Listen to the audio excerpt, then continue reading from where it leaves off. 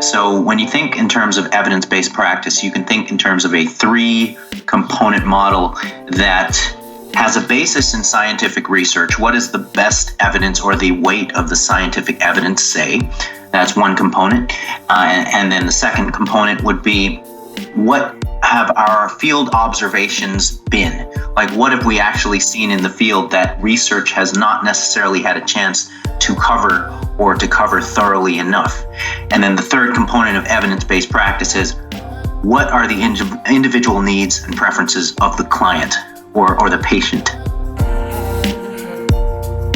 What's up, my friend? I'm health expert Ted Rice, and I'm back with another episode of the Legendary Life Podcast. I've got a great guest for you today. His name is Alan Aragon. He's one of the top sports nutrition experts on the planet, and he is here today to clear up some confusion about what really matters. So if you've been wondering about intermittent fasting or time-restricted eating, or what your metabolism is and how fat loss actually occurs, we're going to get into that today.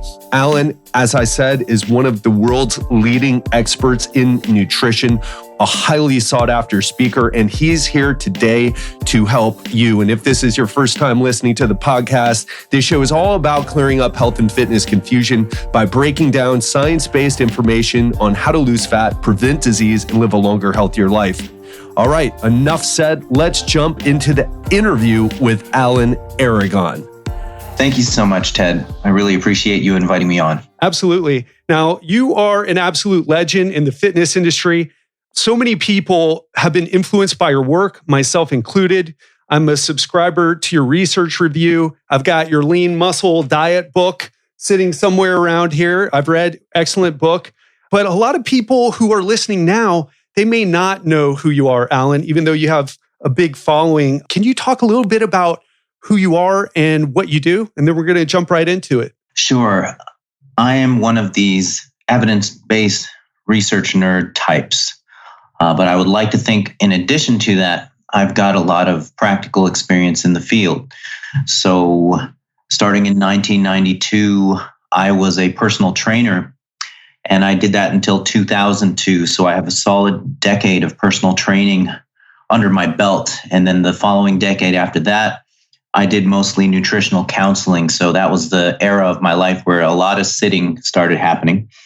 And yes, and after that decade of nutritional counseling, I spent the last 5 years mostly involved with scientific research. So I've got 25-ish years total of experience in this industry. And there's been kind of an evolution of things that I've done, from personal training to sitting on my butt to doing research combined with lecturing at conferences. So the research that I do currently is focused on improving body composition and athletic performance. And I do a combination of primary research where I work with other scientists and we run randomized controlled trials. And I also do reviews of other researchers' work, which would be my secondary research side of what I do. So that, in a nutshell, is what I'm about. My academic background is in nutrition. But like I mentioned, I did spend a good amount of time as a personal trainer.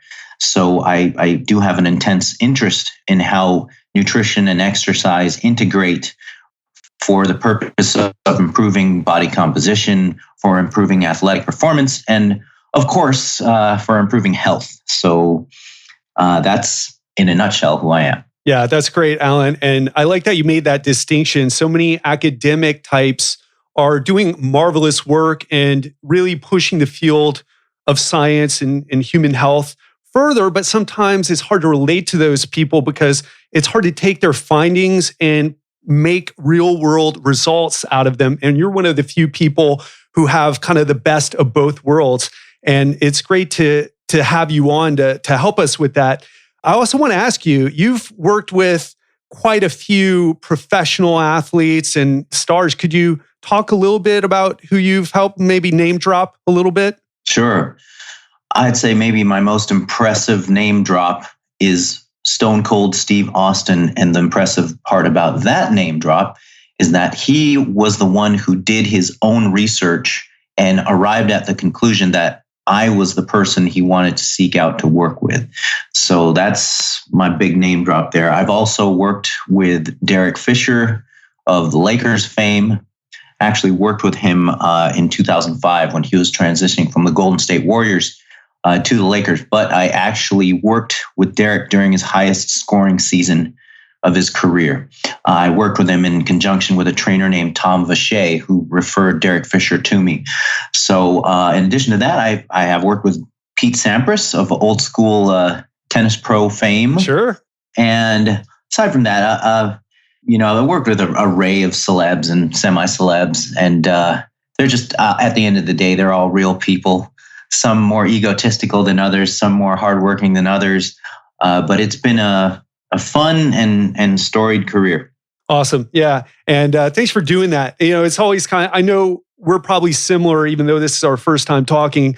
I've trained some celebrities as well. I always like to mention it because I think a lot of people this isn't just like some guys, another trainer, another nutritionist. I always like to mention that because some people may not understand the amazing work you do with research, because you're the guy who, along with Brad Schoenfeld, have kind of re-evaluated this science regarding post-workout nutrition. And I'm sure we're going to get into some of that. I would like to start out by going into or defining a word that you used earlier. Actually, I think I brought it up first, and that's the word evidence-based.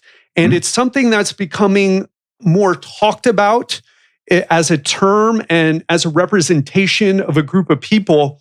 And for people who are listening who may not have heard that term before, some of them may think, well, yeah, but this person references research all the time. And so aren't they evidence-based too? And you know who I'm talking about, the people who they'll write an article, reference research literature, but perhaps don't understand the details. Perhaps they didn't read the whole entire paper.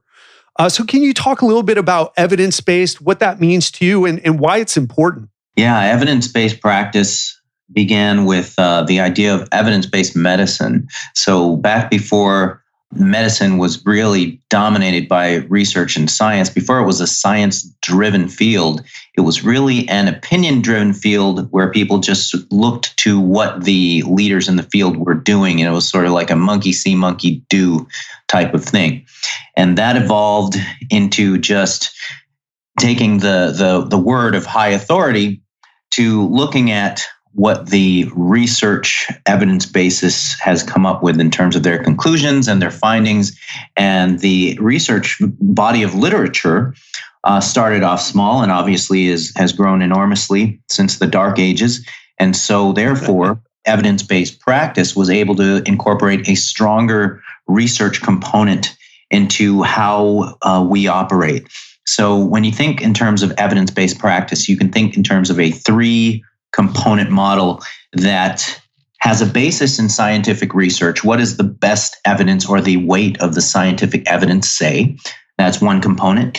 And then the second component would be, what have our field observations been? Like, what have we actually seen in the field that research has not necessarily had a chance to cover or to cover thoroughly enough?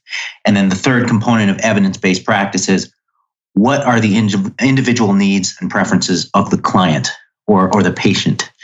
And so those 3 prongs comprise evidence-based practice, as opposed to just the PubMed ninjaing or that people mistake for evidence-based practice, where you just throw an abstract at somebody and say, bam, I just pwned you. Look at this link to PubMed, So that is evidence-based practice as far as its context in what we do. Yeah. And I like that you bring up that clinical experience, or for me, I'm not a clinician, but experience with working with people also provides a level of evidence. Although we may not always understand what or the mechanism behind what we're seeing, we understand that maybe there's some connection there. Maybe we can consistently get a result. And also, you said something else that's important that I don't think a lot of evidence-based people or people identifying themselves as that bring up, is the N=1 is important too. I did an experiment with meditation and my blood pressure, and I can consistently get it to go lower and my heart rate to go lower after doing meditation. So in that instance, do I really care whether a systematic review or meta-analysis shows that the majority of people don't have an effect? Now, I'm not saying that study or systematic review meta-analysis exists, but in my case, I care about my result. Can you talk a little bit about how you view what I'm talking about? Yeah, you bring up a very important point, because the misconception is that research findings are gospel and they're supposed to tell you what to do down to the letter. That's the misconception. When the reality is research results are reported as means or averages of what happened to the group. So when you look at the individual data of a group, you're going to see hyper responders, you're going to see hypo responders, and you're going to see every data point in between, some people falling right on the mean. But you have a mixed bag of responses. But what research papers report is the average. So you have to take that for what it is and realize that research is a platform from which you adjust according to individual response. And the beauty of research being that platform is a certain amount of diligence was done in order to save you a certain amount of time and effort to where you'd otherwise be shooting in the dark. So research gives you a platform that is out of the dark, but not necessarily exact to individual specifications. And that requires the practitioner keeping an eye on the client, or the N1 yourself keeping an eye on yourself, and see how you respond individually to the protocol. And that's that extra step that people tend to miss. They just pull out a study, look at the results, and say, okay, bam, this amount of protein, and anything beyond that much is not going to do a single thing for anybody, because this is what we found. But that's a reported mean. And we got hyper responders, hypo responders, and that's why we have to take research data and put it through the crucible of a personal trial, always. Yeah, I love that. And that's why I love having someone like you on to talk about that. I try to be that way, but obviously I don't have the same level of knowledge and experience that you do. I've been in the industry for 18 years and I have not published any research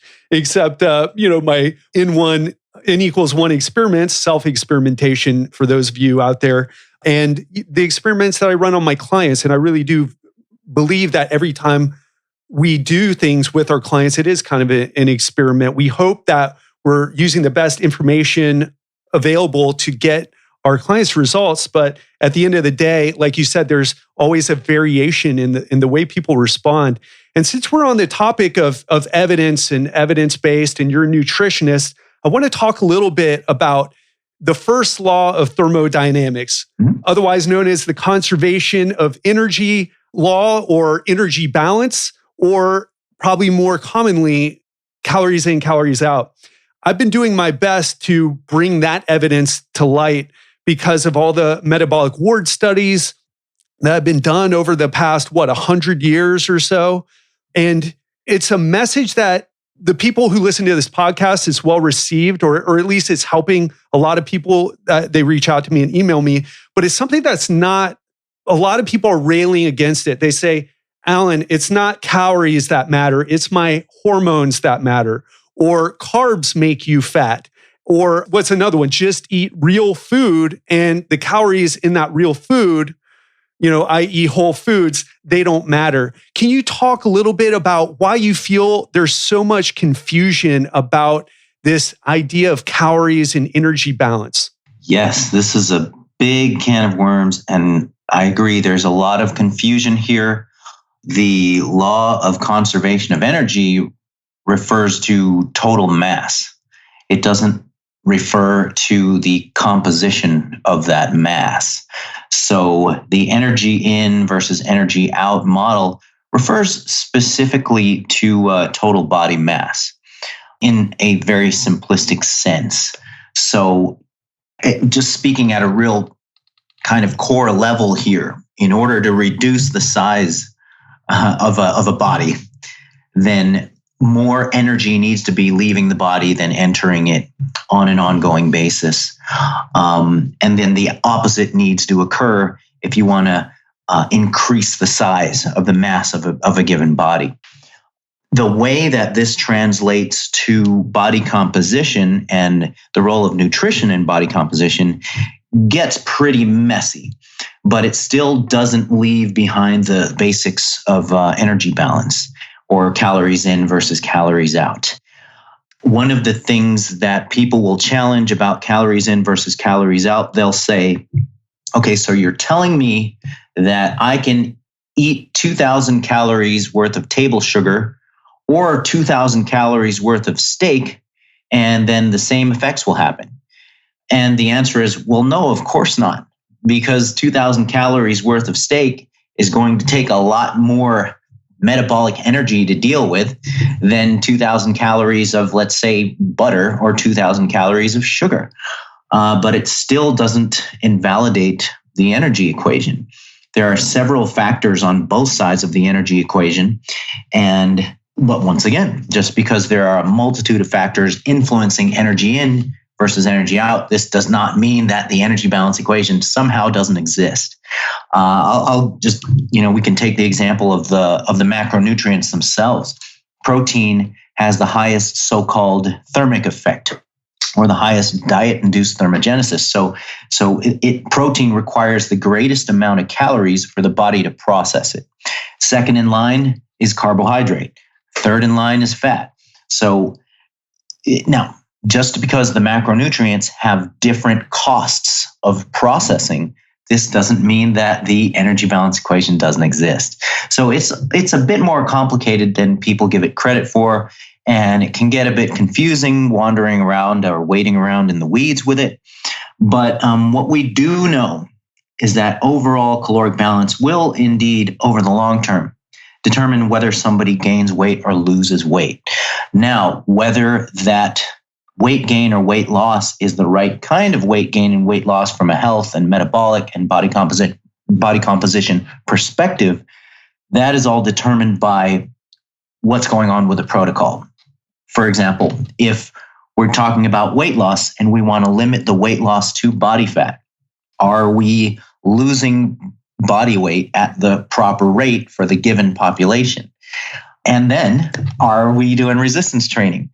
Are we eating enough protein to, I guess you could say, synergize with the resistance training in order to preserve lean body mass?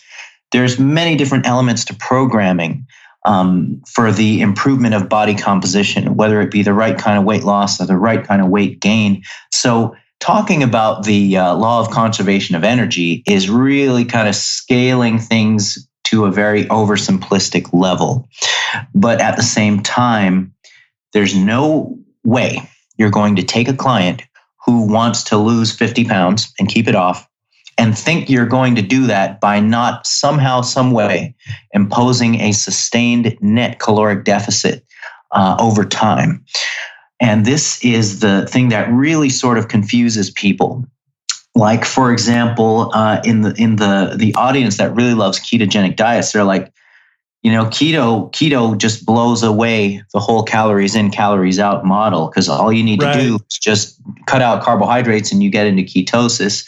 But what they've seen when they really look at keto under an objective lens is that it's got satiating effects that make people spontaneously eat less total calories than they used to before going on keto. So if you think you're actually eating more calories on keto than you were beforehand, and suddenly you're dropping weight, number one, it's probably water weight. And number two, you are certainly over the long term not somehow eating more calories than you're burning and still losing weight. It's just simply impossible. There's been a battery of metabolic ward studies, a recent meta-analysis by Kevin Hall and his colleagues took a look at 32 studies, and they looked at the effects. And the really unique thing about this particular meta-analysis is that they only included studies that where the lab provided all of the intake for the subjects. So there was no self-reporting going on. They were essentially made lab rats, in this context. And the carbohydrate content of the diets ranged from, if I'm getting my memory right here, like 4 to 84%. And no, 1 to 83% was the range of carbohydrate content of the diets. Yeah. And the fat content ranged from 4 to 84%. And the other inclusion criteria that made this meta-analysis unique, and this is a really recent publication here, was that they made sure that all the calories and protein were matched between the diets compared. And so they were only comparing differences in carbohydrate and fat, as they should have, in order to properly control the variables that they wanted to examine. And so they found no meaningful differences, whether or not you're talking really low fat and high carb versus really high fat and low carb. As long as the protein and calories are matched, sorry, no differences.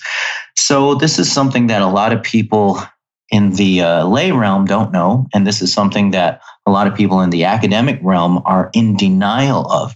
Because I know a lot of people who do research, who are scientists, who are published, who have had this personal epiphany with low carb or keto. And ever since then, they've just made it their brand, and then they're championing the brand, and they're doing everything in their power to glorify the brand.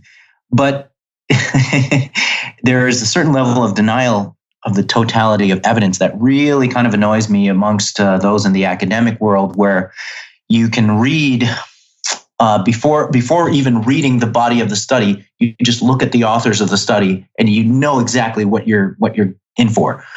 And that is pretty dang frustrating with this field. So yeah, I'll leave it at that. Maybe I rambled a little bit here. No, you're bringing up great points. I have Jeff Volek, Low Carb Living. I know you didn't mention any names, but I'll throw them out there. And I've watched your debate with Jeff Volek, and I forget the other guy's name, the medical doctor who's his partner, but those are guys who are big fans of the whole ketogenic / very low carb dieting. And you brought up Kevin Hall's paper or his meta-analysis in looking at the studies that kept protein constant and just changed the fat and the carbs. It's so important because I've written an article showing what studies low carb people usually bring up. And listen, I have no dog in any fight. I don't care. I don't sell any low carb or high carb. I'm a nutrition agnostic, as John Berardi likes to use that term. And I just want to know what works, because that's all I care about. Just show me what works. But all those studies that the low carb people bring up, usually there's a difference in protein. And it's always before these recent studies that Kevin did and the meta-analysis that Kevin did, we kind of were like, well, the protein isn't the same. And that makes all the difference for all the reasons that you've mentioned now. I've written articles about that as well, linking to the research. And I want to ask you something. The insulin hypothesis, Kevin Hall did a study looking at the ketogenic diet. Then they switched it over to a high carbohydrate diet, the same group of people, and found that there was statistically no meaningful change in the rate of fat loss. Or I think there was a small difference, but it wasn't that important. And after that, he said, okay, well, there is no so-called metabolic advantage to a ketogenic diet. But the whole idea of insulin being a fat storage hormone, and the higher it is, the more fat you store, that was really called into question. After that study, which I'll link to a video of Kevin discussing the results with Yanni Friedhoff, I believe, who's a medical doctor who treats a lot of obese patients. Where does that leave you as a researcher and a scientist with insulin and its role with fat storage?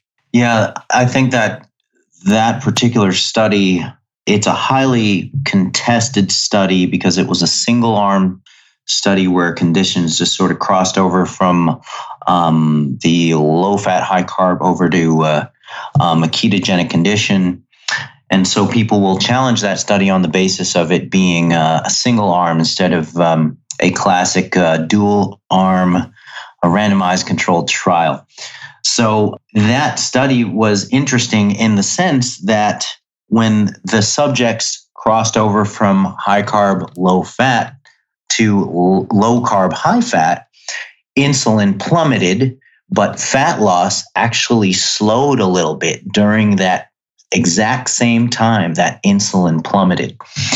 But even stronger bit of evidence than that is the meta-analysis showing that, the higher carb diets, higher carb, lower fat diets compared with the lower carb, higher fat diets did not show any metabolic or thermic advantage or fat loss advantage to the lower carb conditions when protein and calories were matched. And almost every study that you can look at that measures insulin levels with higher carb conditions is going to show higher insulin levels with the higher carb conditions.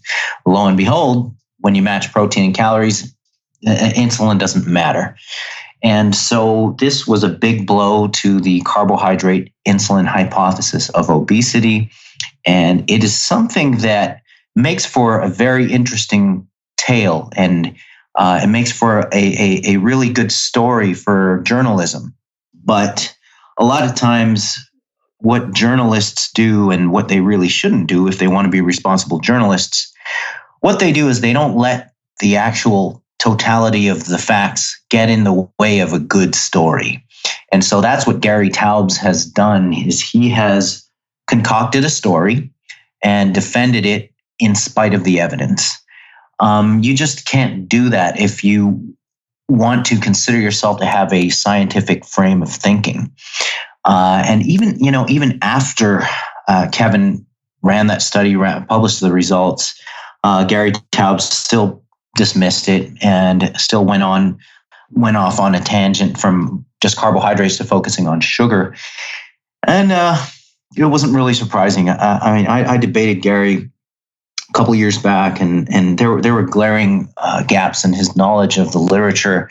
And I even spoke with him personally afterwards, and it was really clear that he was just pretty much focused on his story, and he really didn't know about the majority of the literature that's been published. So yeah, there's issues out there with people who put out information and what their motives are and what they're willing to admit that might conflict with their brand. When I debated Jeff Volek in, I think it was 2013, or 2014, probably 2013. It's all a blur. At the NSCA conference, I have to thank Dr. Brad Schoenfeld for setting that up, along with a lot of my other academic forays. Brad was responsible for that. But when I debated Jeff Volek, we covered low carb versus conventional dieting for body comp change and also for athletic performance. And we did really a mishmash of those things. It was, and I know that you've seen it. One of the things that you didn't see, which they didn't have the space to film, was the Q&A afterwards, where I believe it was me or one of the audience members who asked Jeff whether protein was matched in his study that found a superior lean body mass retention or gain with the low carb conditions. And you could see the sweat drip down his brow, and he had to admit no, we didn't match protein. And it was really, really a fun experience. Jeff Volek, once again, you got to respect his body of work, but he's still one of these guys who I feel is biased by his personal emotional attachment to low carb and keto. Yeah. And since we're on this topic, I've experimented with a very low carb diet. I can't say ketogenic because I didn't test my ketones or anything like that. But I had some pretty bad side effects, like caused by electrolyte loss. I started getting really dizzy and had some orthostatic issues where my heart would start pumping when I went from laying down to standing up. And what else? I also started getting a lot more anxious. And actually, I'm not sure, I'm sure you're familiar with this, but there's some research showing that low carbs can cause a lack of serotonin in the brain. And because of just a high protein or high fat, it doesn't allow the necessary precursors, I guess, to cross the blood-brain barrier. So there's lower amounts of serotonin. Maybe you can comment on that. But I had some pretty bad anxiety and even some panic attacks. I was like, what the hell is going wrong with me? My life is pretty good. What the hell is going on? And I found this paper done by an MIT researcher, the Wertzmans. It's a husband and wife team. And they have this whole idea about like having carbs separately than protein because the tryptophan in turkey, for example, competes with the other amino acids getting through your blood-brain barrier. And it doesn't really raise serotonin. L-tryptophan's the precursor, the amino acid precursor, a few steps down from serotonin. So what do you have to say about like the ketogenic diet and those people who may experience something like me? Is it healthy? Is there long-term research showing on it? If I have cancer, I know this is like 8 questions coming at you at once, but please do your best. If I have cancer, people say, even Lane Norton a while back, I don't know what his idea or his perspective is. He's like, oh, I would go on a ketogenic diet if I found out I had cancer. For epileptics, what can you tell us, Alan? Sorry for the 800 questions at once. Yeah, there is a wide range of responses that individuals have to ketogenic dieting. In my observations, if people are very overweight and they go keto, then a whole lot of health markers improve, some very significant markers improve, not the least of which is a drop in body weight and body fat. And so a positive cascade of health effects ensue from that point. Whereas maybe with your situation, you were probably already fit, already in good shape to a degree, and then you try keto and then things go haywire. I've seen that as well in various individuals. And I've basically seen every response all over the map in response to keto. I've seen really, really unfavorable responses to it in terms of mood, in terms of hair loss, in terms of digestion, in terms of this, that, and the other thing. Whereas I've seen folks think it's just like the gift from God. It's very difficult to say what causes that variation. But one thing that is pretty clear and is pretty universal is that going keto is not necessary to improve health or use as a therapeutic modality unless you have some severe neurological disorders or if you have epilepsy. It's been shown to alleviate those symptoms very consistently. But other than that, there's really no strong body of evidence for its health benefit per se. Like I mentioned earlier, there is an emerging body of literature showing that it may have independent satiating effects apart from the increased protein, but that's a tentative thing. It's not a very solid basis to make the claim. Well, not yet anyway. And, with respect to the other aspects of keto that might be healthy, there just really is no solid basis for the hype behind supposed health effects of keto. It is a stressful condition for the body, as evidenced by the need to, in quotes, adapt or keto adapt to the condition. And you've got people saying, "Oh, you just gotta keto adapt some more. Give it another tough week, it out. Give it another few months." And when you really step back and think about it, how healthy can a diet be where your body has to withstand it for a prolonged period of time in order to finally be able to deal with it? So it's just funny. I mean, people will gravitate towards that sort of ascetic or self-sacrificial suffering type of model. They feel like they've accomplished something with their lives when they've gone through the initial really crappy phase of keto and they came out the other side somehow a fat burning machine, which is another thing that is another misconception with keto. You'll say, okay, you go from being a carb burner to a fat burner. Well, of course you're going to be oxidizing more fat because you're going to be ingesting more fat, and you're also going to be oxidizing more intramuscular fats as a result of having been on a high-fat diet. And none of this is necessarily a bad thing, but it's not necessarily a positive thing for body composition because it all comes out in the wash. Really, what matters with loss of body fat is net fat balance. How much fat you're producing minus how much fat you're actually oxidizing.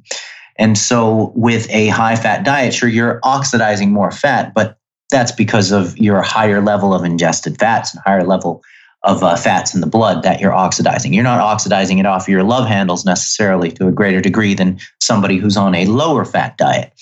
So there's a lot of misconceptions there. I realize that with the keto and cancer thing, that there's a big conversation going on. I would defer to my colleague Chad Macias and Tim Sharp. They've taken a skeptical look at keto and cancer, but they've also taken a diligent look at the literature in that area. And so what you can do is just simply do a ResearchGate search on Chad Macias, Macias. Just search him, and Tim Sharp with an E at the end of Sharp. Search them in ResearchGate. They've got at least a couple of good papers that sum up the literature on keto and cancer and show very clearly that it's not a cut and dry thing where if you get cancer, you better go on keto. Far from it. In some cases, it exacerbates the condition where cancer cells, certain types of cancer cells, can thrive in a ketogenic environment. So I would defer to the work of those fellows in that area. If you want to have a bit more critical look towards keto and its supposed magical effects from anything that humanity is suffering from. So, absolutely. And, we all want magic. We all want to believe in magic.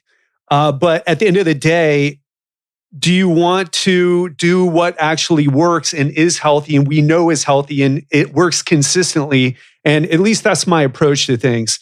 I would love a magic pill or a magic diet or a magic superfood that cures everything. And I do think there are some great things happening with nutrition and the certain types of foods that can help you improve your arterial function or lower blood pressure, et cetera, et cetera.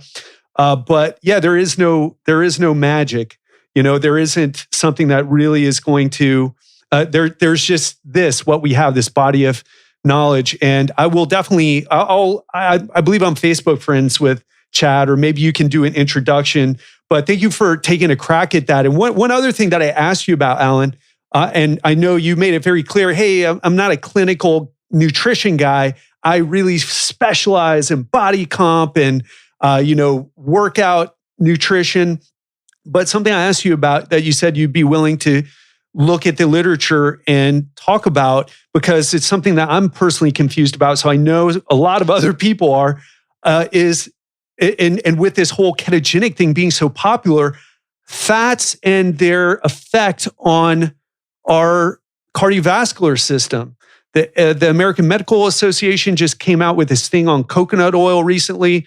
I shared a paper with you on olive oil and soybean oil and different types of oil and how they negatively affect your arteries, basically the endothelial cells of the little cells that line your arteries in case in case you fell asleep during biology. Can you talk about fats and what we should know about them? Yeah.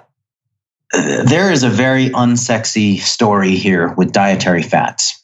And I'll give you the summary and then go into the details and then maybe kind of recap if possible. But the summary is that the types of fats that you ingest and how they impact health, how they impact disease, it almost doesn't matter as long as your diet overall is predominated by whole and minimally refined foods. So you can take one population who's eating a lot of unsaturated fats, and then you can take another population who's eating a lot of saturated fats, okay? Or you can take a population that's eating a lot of cholesterol, dietary cholesterol. In reality, if both of those populations also consumed a predominance of minimally refined and whole foods with the range of groups, including plant groups and adequate fiber, and enough variety of whole foods, then unfortunately, I can't tell you that there's any real magic to completely avoiding saturated fat. and replacing it with polyunsaturated fat or monounsaturated fat. Because in the literature, with several reviews now have found that, it just doesn't really effing matter that much, or to a degree that would warrant enough concern to really nitpick at what should the fatty acid breakdown be of your diet if you wanted to optimize health. Now, traditionally, there has been a malevolence towards saturated fat and dietary cholesterol sources. However, that view has been overly reductionist in the sense that we're looking at the sum of the parts rather than the whole. So instead of looking at the dietary fatty acids individually, let's look at whether this food as a whole is overly processed and overly refined, or whether it's mostly whole. Okay, so I'll give you an example. One example is, you mentioned coconut oil. There's been a recent position statement from the American Heart Association that basically condemned saturated fats and threw coconut oil under the bus. When you look at the coconut oil literature, the literature on extra virgin coconut oil all shows positive effects on blood lipid profile. Whereas the literature that doesn't necessarily differentiate between hydrogenated coconut oil and the non-hydrogenated stuff will show mixed results and some negative on blood lipids. But then again, that goes back to, the extra virgin coconut oil is less processed, less refined than the hydrogenated stuff. Anytime you hydrogenate an oil, then you subject it to a greater capacity to lower the good cholesterol and increase the, in quotes, the bad cholesterol. So there are different ways to look at this, but a very simple default is to ask yourself, okay, how refined and processed is the food source that we're talking about when we're talking about dietary fat?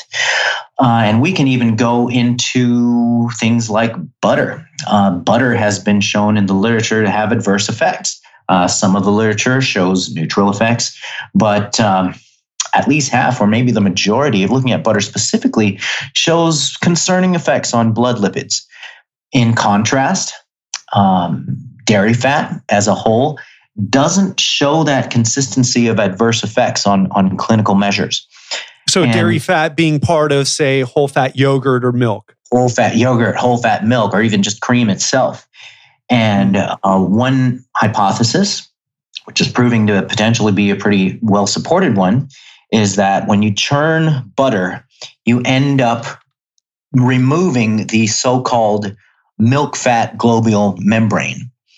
And within this milk fat globule membrane, you've got certain constituents that render the food anywhere from biologically neutral all the way to beneficial. And so when you take this milk fat globule membrane out by the churning of the butter, then you see things like an increase in the atherogenic lipid particles, right? The ApoB. And whereas that doesn't happen somehow with that will happen with butter, but it won't happen with cream. Why? Because cream still has the milk fat globule in there. It hasn't been churned out, which brings me to a funny thing about the butter craze. People have been putting butter in their coffee and blending it up. It's a thing. And they've been ditching the cream. Well, if you want to protect your health more, at least hypothetically, then you would actually want to use cream instead of butter, because they've been compared head to head, and cream shows more favorable effects on blood lipids than butter does. Why? Because the MFGM has not been churned out of it. So there's no magic to butter. At the same time, if somebody doesn't just swill down butter by the bucket load, then it's a biologically neutral substance that adds pleasure to food, that increases your quality of life. But certainly it's not the superfood that it's been touted to be. Other things too, like medium chain triglycerides. There's a bunch of lore and legend around that. Sure. There's some lore and legend around omega-3 and omega-6 ratio, and there's a whole bunch of stuff going on with that. In the vein of omega-3 versus omega-6, people had gone fish oil crazy in the early 2000s when the research started coming out on the benefits of increasing your omega-3s, especially through marine sources. But over the past 5 years or so, there have been a series of systematic reviews and meta-analyses that really knocked down the health halo of fish oil supplementation. And in fact, there's a recent paper out that I think I'll look over in my research review that shows how fish oil supplements, or at least the ones that were examined in this particular analysis, contained oxidized lipids and saturated fats in addition to the supposed beneficial stuff. So that those things end up neutralizing the health effects of the fish oil, and even hypothetically negating or even causing detrimental effects if you supplement with a fish oil. So I'm not going to swing the pendulum the other way and make the claim that fish oil is going to harm everybody now. But recent literature and recent systematic review literature and meta-analytical literature has collectively reduced our romanticism with omega-3s. And then, of course, there's the omega-6 scare, right? And people are scared of linoleic acid. I'm inflamed. Yeah, too much omega-6. I'm too inflamed. And all this stuff, and especially the Ray Peat crowd, they have this pathological fear of polyunsaturated fatty acids and especially the omega-6s. But most of this is just a bunch of horse crap. And once again, it goes back to what is the source of these fats? And are we looking at these fats in isolation in a reductionist context, or are we looking at the food that they're packaged in? See, most nuts are a mixture of fatty acids, but some nuts that have shown such consistent and robust health effects on blood lipid profile, for example, are very high in omega-6 fatty acids, very high in linoleic acid. So I think it goes back once again to looking at the food source rather than the constituent fatty acids of the foods. Yeah, and let me follow that up, because what you're saying is so important. I think a lot of people, though, may have misconceptions. In fact, I know they do, because I work I work with them. And that what you said is pretty brilliant, and it's actually a point for the just eat real food people, right? And that is, make sure you're eating the most minimally refined or completely unrefined foods possible. And that means that olive oil is not found in nature. Olives are. Coconut oil isn't found in nature. Coconuts are. Fish oil isn't found in nature. Fish is. And so by focusing on those, if you really want to optimize your diet, because we don't have all the answers yet, sticking to those sources of fats instead of these minimally processed or completely refined sources is your best bet. And it's probably more important than the omega-3 to omega-6 ratio or any other of those other details. Is that a pretty accurate summation there? That would be a good summary to put to practice. And the nuances I would add to that is that it's under hypocaloric conditions. You can even load up your diet with pretty much almost anything you want. If you're losing body fat, then once again, you're causing a cascade of favorable health effects, especially if you start off from an overweight or an obese state. The converse of that would be if you're in a hypercaloric state and you're gaining weight, then there's the potential for certain types of fats to have more adverse effects than others. So there was recent work comparing the overfeeding of polyunsaturated fatty acids versus the overfeeding of saturated fatty acids. And so I believe it was a comparison of palm oil in the saturated end versus, I believe it was sunflower oil. But in any case, it was saturated fats versus polyunsaturated fats overfeeding. And there were more adverse effects on lipid accumulation with the saturated fats. But then the argument can be made that if you look at that study, they were loading people up on these fat fortified muffins. And so either way, you're going to go to hell in a handbasket if you do that. But that's one little wrinkle I want to add to the situation. The other little wrinkle I want to add is that certain fats indeed do have a richer body of literature for their health effects than others. Corn oil and soy oil have been pretty consistently shown to have crappy effects on blood lipids, whereas olive oil it does have some unfavorable effects, like the study that you sent me, but the majority of the literature on olive oil, especially extra virgin olive oil, shows that it's got positive effects. I think that whether you are a real rebel and use soy oil and corn oil just because you want to be bad, versus whether you're using olive oil or extra virgin coconut oil, I think that is of minimal consequence in the large scheme of the diet, as long as those are minor components of the diet that you might use for cooking, for example. And when we look at population literature, especially with respect to the populations that use olive oil regularly, we see positive effects. But once again, that's observational data. We can't, make any inferences towards causality there. There could be certain factors amongst certain populations that enable them to have greater longevity in spite of their diet, and not necessarily because of it. So yeah, this is an interesting web here. So you have epidemiology that attempts to look at stuff that tightly controlled experiments can't, and then you have the tightly controlled experiments looking at stuff that epidemiology can't. And so what we have to do is look and see where the convergence of evidence is between these two types of literature. And sometimes you see convergence of evidence between the two with various populations, and these populations, the majority of them happen to not be on any sort of extreme diets. Right. So well said. And yeah, it is tough. And if you're listening right now, it's like, why is this stuff so confusing? And well, it's because it's complicated, right? It's complicated. And nutrition research isn't really that old, is it? Not really.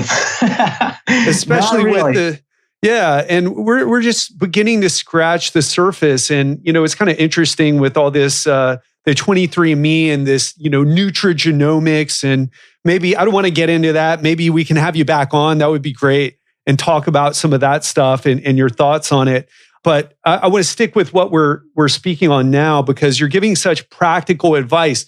Eat minimally processed or completely unprocessed foods.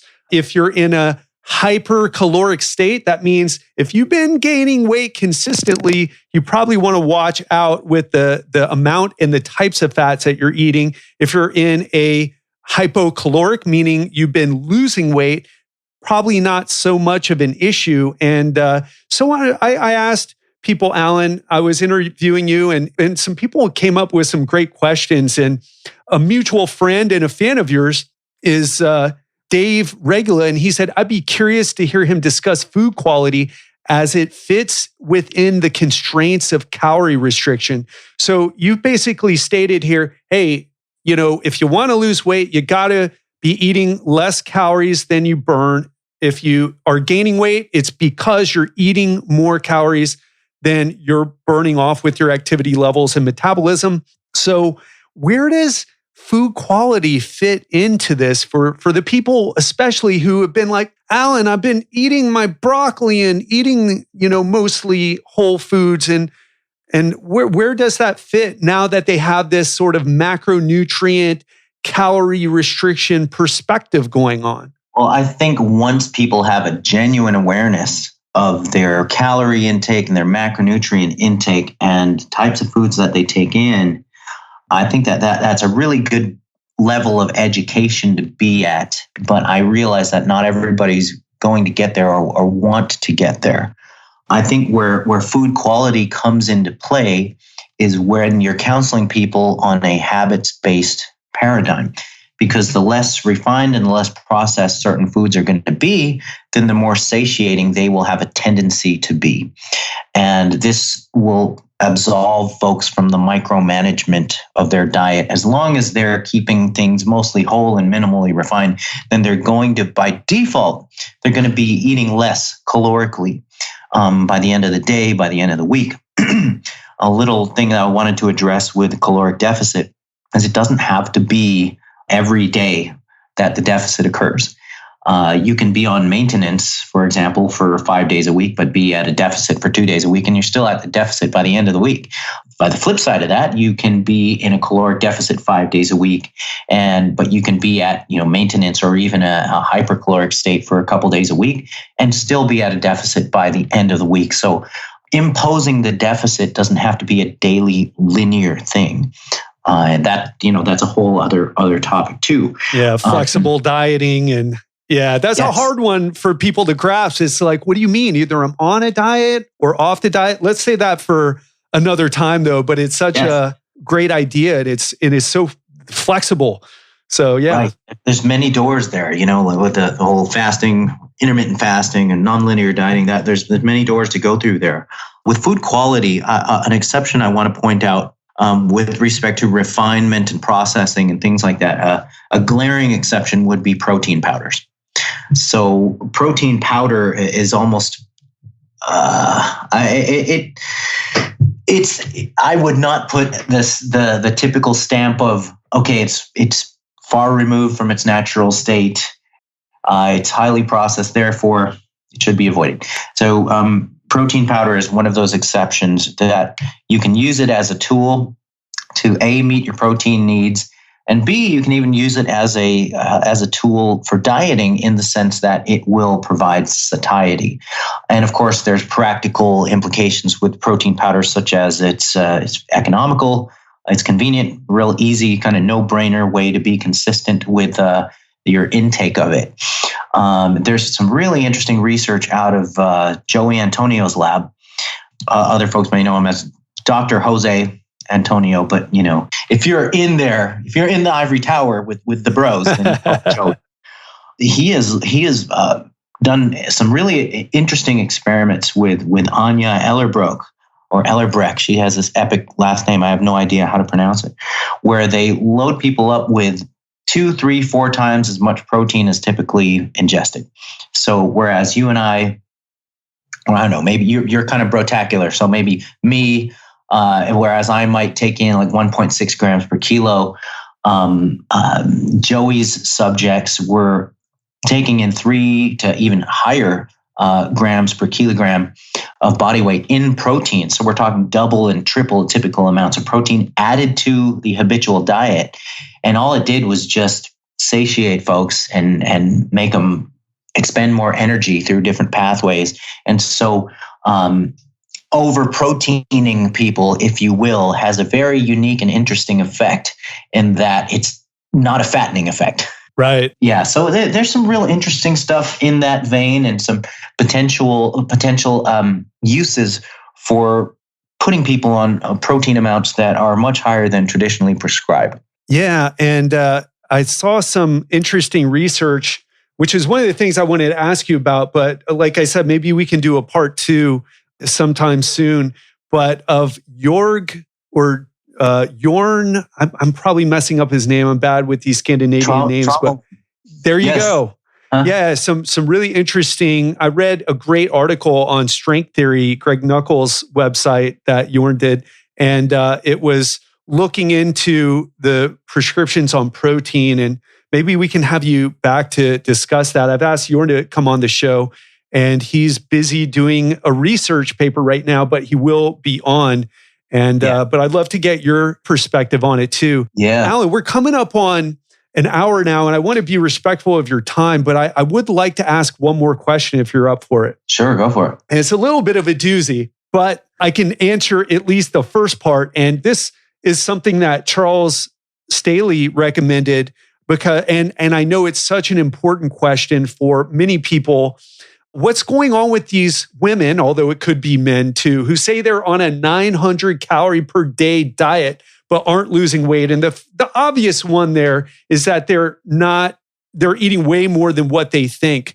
But Alan, I've worked with clients who have hit a wall on weight loss. And obviously I wasn't there following them around like, okay, let's calculate the amount of calories and macronutrient distribution in every bite of food that they eat, but it seems like they were really adhering to the diet. So first of all, if you're underreporting, then you need to do a food journal or do some type of breakdown, a caloric or macronutrient breakdown, really make sure you're actually doing what you think you're doing. And you'll find oftentimes you're way off. But what about those people who don't lose weight? Is it because of that metabolic adaptive thermogenesis, that leptin starts dropping? Can you talk to us about that and your views and what needs to happen so they get in the right direction?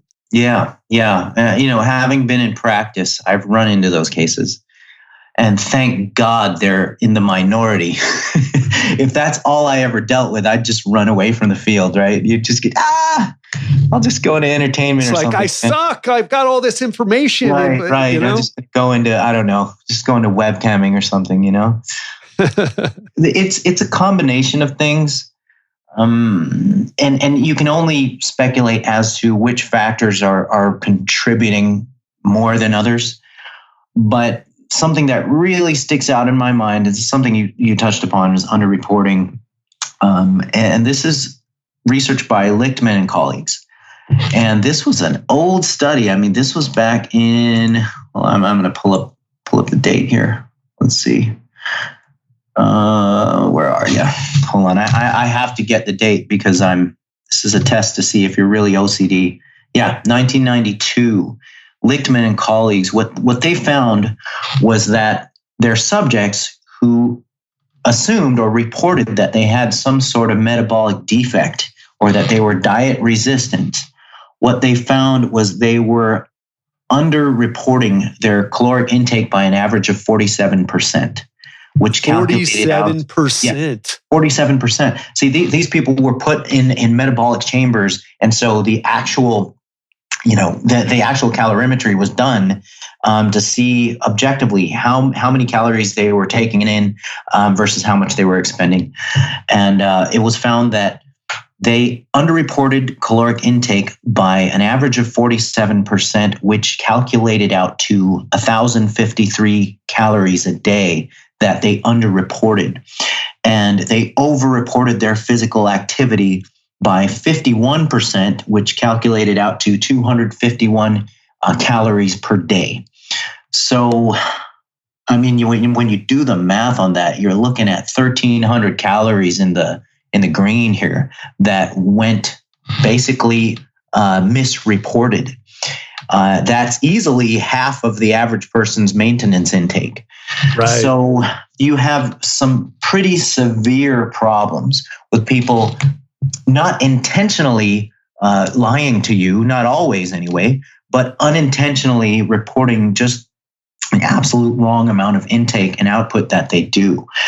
Another factor, aside from underreporting, would be just an inconsistency of compliance.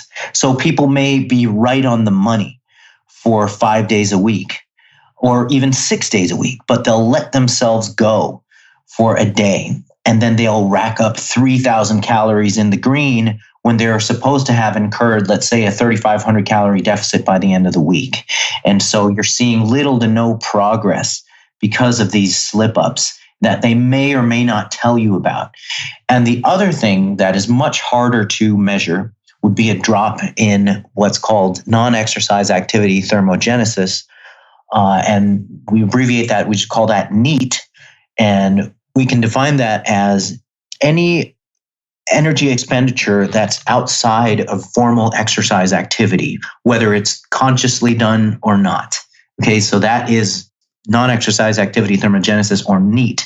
And what happens to a lot of dieters is a drastic decrease in NEAT.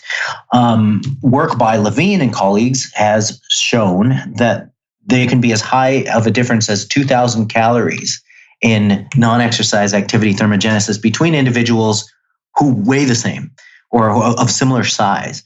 So even if you take half of that, if there's even 1,000 calorie difference in NEAT from one dieter to the next, but they're both on the same program, you're going to see some serious struggles with the dieter whose NEAT dropped like a stone as a result of going on the diet.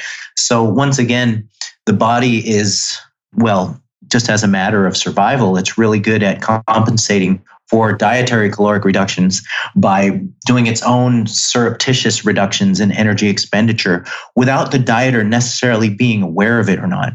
And this is where things like pedometers can come into play to make sure that people can objectively track their non-exercise activity. And you're not going to catch all of that stuff with pedometers, by the way. So all of these factors converge into the frustration of a given person not seeing progress. And then the question becomes, okay, well, what do you do from that point? And a lot of times you just have to get the person on a break from the diet, to give them a psychological break, and to a degree, give them a physiological break. And let folks know that it's okay to just maintain progress for a while and see if you can do that rather than continually pushing forward. Yeah, and that's a good exercise too. It's like most of the people have problems with putting back on the weight. So why not exercise or learn the skills that you need to weigh the same after you hit a certain, target weight or whatever, after you lose 10 pounds, Yes. And people hate that though. My clients hate it. It's like, no, I've got to push. I work with these type A, very successful, very driven people, but I think it's like, well, the body, you can't force it to do anything. I mean, we're passengers in this thing. We don't regulate our alkalinity or pH or our heartbeats or, not really, right? Or blood pressure or whatever else is going on. And one thing I would like to ask you, one more thing is, Sure. What I coach my clients on, our coaching group and my one-on-one clients, is that sometimes they're very successful, as I said, but sometimes during these diets, it's like they feel like they're going crazy. And what I tell them is your body starts causing you to feel certain ways based on what's happening physiologically. If ghrelin goes up, the hunger hormone, you're going to be hungry.